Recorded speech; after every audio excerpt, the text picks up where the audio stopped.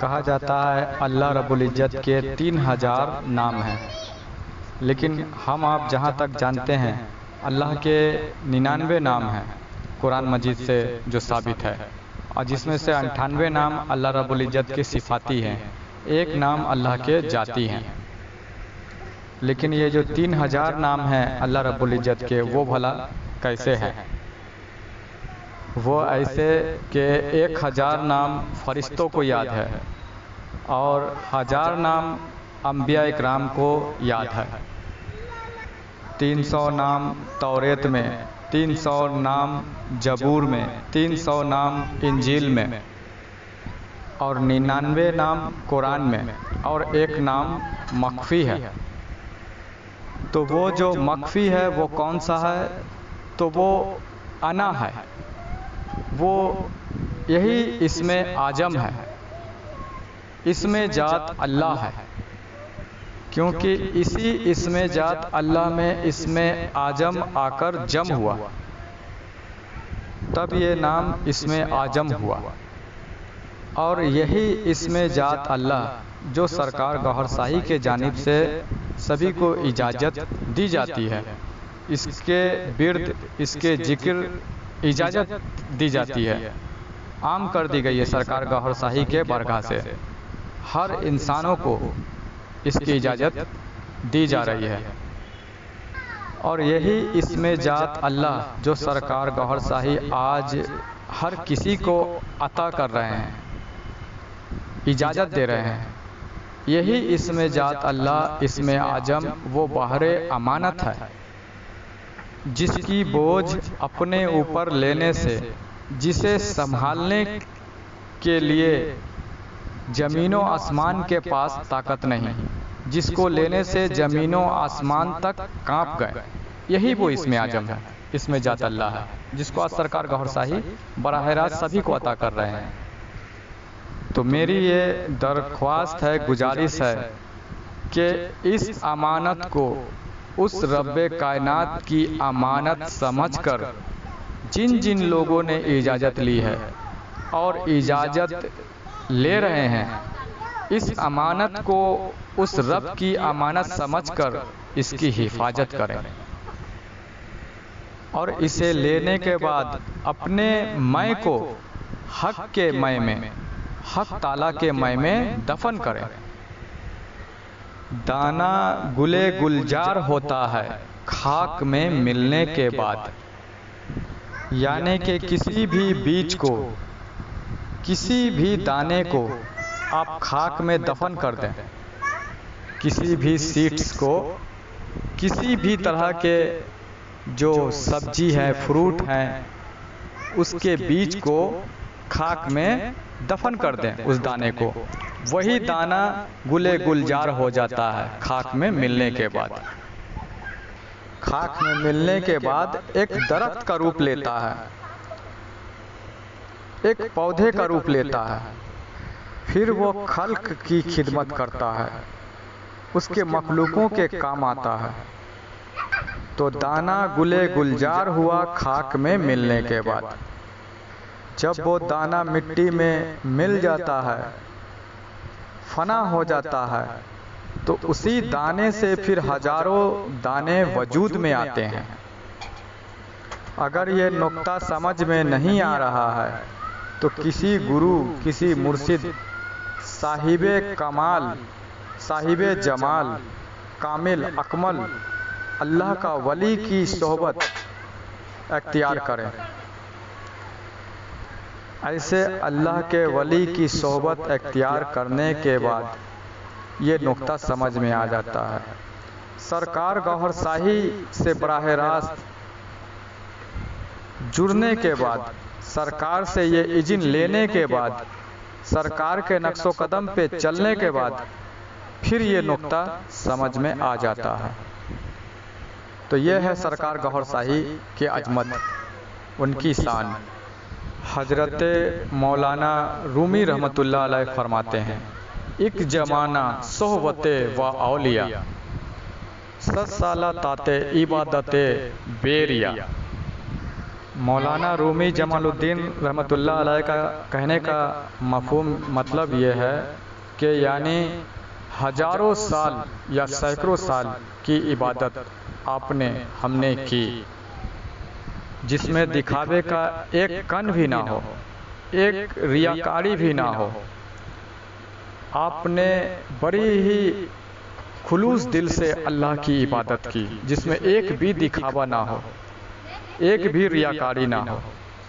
यानी इबादत बेरिया, यानी कि खुलूस वाली इबादत, साफ दिल से की जाने वाली इबादत, जो जिसमें एक कण भी दिखावा ना हो, बड़ी ही शिद्दत से की जाने वाली इबादत। ऐसी इबादत करने के बाद भी अगर हजारों साल भी आप अगर ऐसी इबादत कर लेते हैं, ऐसी इबादत को पहुंच जाते हैं, इसके बावजूद भी बंदा उस मकाम मर्तबे पे नहीं पहुंच सकता जिस मकाम मर्तबे पे पीर की सोहबत में बैठने के बाद, पीर से निस्बत, किसी गुरु से निस्बत, किसी वली अल्लाह से, अल्लाह वाले से निस्बत कायम करने के बाद, सरकार गौहर शाही जैसी हस्ती से निस्बत कायम करने के बाद, जो ये पीर, ये गुरु, अल्लाह वाले उस मकाम मर्तबे पे पहुंचा देगा। दर हकीकत इस सोहबत को समझना होगा, इस निस्बत को समझना होगा कि क्या मकाम है किसी वली अल्लाह से सोहबत, उससे निस्बत कायम करने का क्या मकाम व मर्तबा है, किसी पीर गुरु से सोहबत इख्तियार करने का क्या मकाम व मर्तबा है। इस सोहबत को समझना होगा। सरकार गौहर शाही जैसी हस्ती को समझना होगा कि इनसे निस्बत कायम करने के बाद क्या मकाम व मर्तबा हो सकता है। तो मौलाना जलालुद्दीन रूमी रहमतुल्लाह अलैह का जो फरमान है, जो उन्होंने जो फरमाया उसका मफहूम, उसके मतलब जो है वो यही है कि एक बंदा 1000 साल इबादत करता है, खुलूस दिल से, साफ नियत से करता है, बगैर दिखावे के करता है, लेकिन फिर भी वो उस मकाम मर्तबे पे नहीं पहुंच सकता जो एक पीरे कामिल की सोहबत, एक वली अल्लाह की सोहबत, उसकी निस्बत उस बंदे को पहुंचा सकती है। तो जो लोग ये बात बोलते हैं, हम सरकार गौहर शाही के गुलामों को एक कामिल जात अल्लाह वाले से निस्बत हम लोग कायम किए हुए हैं, हम लोग उनके नक्शो कदम पे चलते हैं, तो जो लोग ये बात बोलते हैं कि ये पीर को पूजता है, पीर को ही ये लोग सब कुछ मानता है, ये जो गलत कॉन्सेप्ट बनाए हुए हैं, गलत अपने ख्यालात बनाए हुए हैं हम लोगों के प्रति, सरकार गौहर शाही के गुलामों के प्रति जो बनाए हुए हैं, इनकी नज़र में हम लोगों के लिए जो अल्फाजे हैं वो यही है कि ये अल्लाह को छोड़कर अपने पीर को ही सब कुछ मानते हैं, समझते हैं, अपने पीर को ही सब कुछ जानते हैं। ये लोग गुमराह हैं। इन लोगों के नज़र में सरकार गौहर शाही के मानने वाले गुमराह हैं। तो मैं ये कहना चाहता हूँ कि ये लोग नादान हैं, ये लोग बेवकूफ़ हैं, जाहिल हैं। ये लोग जानते नहीं पीरे कामिल की, अल्लाह वाले की निस्बत और उसके फजीलत, उससे मिलने वाली जो फ़ायदो बरकत है, जो रुतबे हैं, जो मर्तबे हैं, इसकी हकीकत ये लोग नहीं जानते। वो इसलिए नहीं जानते हैं कि इन लोगों का निस्बत औलिया अल्लाह से, वलियों से हुआ ही नहीं। औलिया अल्लाह से, वलियों से इनकी निस्बत जो है, ताल्लुक़ जो है, कायम हुई ही नहीं। ये जहाँ तक दाता को, ख्वाजा को, गौस को, कुतुब को अगर सिर्फ मानते हैं, सिर्फ मानना इनका काम है। 11वीं शरीफ आया तो न्याज खानी, फातिया खानी करवा लेते हैं। रजब के महीने आए तो ख्वाजा के नाम के फातिया करवा लेते हैं। तो इसी तरह शब बरात में हलवे का फातिया करवा लेते हैं। इमाम जाफ़र सादिक रजी अल्लाह ताला अन्हु के नाम से कूंडे का नियाज, ख्वानी, फातिया वगैरह करवा लेते हैं। तो लिहाजा ये सिर्फ मानते हैं, इनकी हकीकत ये है कि सिर्फ मानना इनको सिर्फ पसंद है। ये दूर दूर रहना चाहते हैं, छट कर रहना चाहते हैं, ये इंटरफेस नहीं होना चाहते हैं, ये उनसे निस्बत कायम नहीं करना चाहते हैं, उनसे जुड़ना नहीं चाहते हैं। अब जुड़ेंगे नहीं, निस्बत कायम करेंगे नहीं, तो फिर जिन जिन औलिया अल्लाह के नाम का ये फातिया करवा रहे हैं, फातिया खानी कर रहे हैं, उन्होंने क्या हकीकत पीरो मुर्शिद के हवाले से बयान फरमाई है। पीरो मुर्शिद का क्या रुतबा होता है, क्या जानेंगे। अल्लाह वाले के जो रुतबे हैं, उनसे जुड़ना, उनसे निस्बत कायम करने के जो फजीलत हैं, वो क्या जानेंगे, क्योंकि ये दूर दूर रहना चाहते हैं, छट कर रहना चाहते हैं, क्योंकि इन लोगों को दिखावा पसंद है, खाना पकाना पसंद है। हकीकत ये है। तो इस वजह से जो सरकार गौहर शाही को मानते हैं, सरकार गौहर शाही की तस्वीरें लगाए हुए हैं, उनकी तसव्वुरात अपनी आंखों में जमाते हैं, अपने दिल में उतारते हैं, निस्बत कायम करने की कोशिश कर रहे हैं, तो लिहाजा ये लोग ऐसे सरकार गौहर शाही के मानने वालों को और सरकार गौहर शाही की तस्वीर अपने घरों में जो लगाए हुए हैं, उन लोगों के ऊपर ये लोग फतवे करते हैं, उंगली उठाते हैं, ये लोग गलत बताते हैं, काफिर और मुशरिक बोलते हैं, क्योंकि ये खुद ये लोग छट छट कर रहते हैं, औलिया अल्लाह से दूर दूर रहना चाहते हैं, निस्बत कायम करना नहीं चाहते हैं। निस्बत कायम करेंगे तो पता चलेगा। तो देखिए, निस्बत कायम करने के बाद हजरत मौलाना जलालुद्दीन रूमी रहमतुल्लाह अलैह की तसनीफों से ये बात निकल कर सामने आ रही है। निस्बत कायम करेंगे तब ना पता चलेगा, जिसमें मौलाना जलालुद्दीन रूमी रहमतुल्लाह अलैह फरमा रहे हैं ना, एक जमाना सोहबते व औलिया। तो ये जो फरमा रहे हैं, तो ये निस्बत कायम करने के बाद हकीकत पता चलता है कि पीरे कामिल के बारे में मौलाना जलालुद्दीन रूमी क्या रुतबे, क्या मर्तबे बयान फरमा रहे हैं कि पीरे कामिल का मर्तबा, अल्लाह के वलियों का और मुर्शिदों का, जो अल्लाह का एक वली है, उसके क्या रुतबे, क्या मर्तबे होते हैं। ये अल्लाह वालों से निस्बत कायम करने के बाद, उनसे जुड़ने के बाद हकीकत पता चलता है।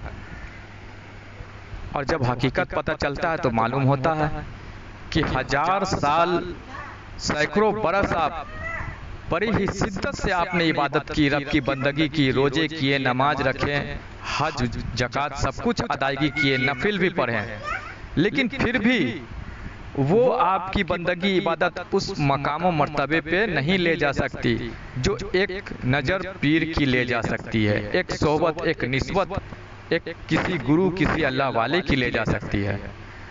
तो लिहाजा मैं यही कहना चाहूँगा कि दाता ख्वाजा को सिर्फ मानने से नहीं होता है, इनसे निस्बत कायम करें, इनसे जुड़ें, और ये लोग क्या फरमा रहे हैं पीरो मुर्शिद के हवाले से, उसे समझें।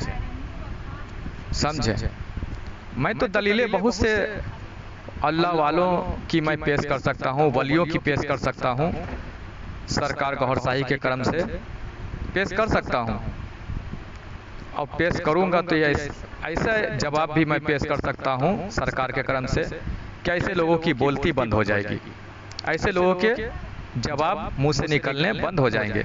जो उंगली उठाते हैं सरकार गौहर शाही के तस्वीरों पे, सरकार गौहर शाही की तस्वीर लगाने पे, सरकार गौहर शाही को मानने पे जो उंगली उठाते हैं, ऐसे लोगों की बोलती बंद हो जाएगी। मैं तो जवाब ऐसे पेश कर सकता हूँ जो गौस पाक के हवाले भी मैं पेश कर सकता हूँ, जो उनकी तसनीफ़ों से ली गई है। ख्वाजा गरीब नवाज के जो फरमान है, मैं वो भी हवाला पेश कर सकता हूँ। हजरत सखी सुल्तान वाहू रहमतुल्लाह अलैह जो अल्लाह के कामिल वली हैं, उनके भी हवाले मैं पेश कर सकता हूँ। लेकिन इतनी ज़्यादा समझाने की ज़रूरत नहीं है।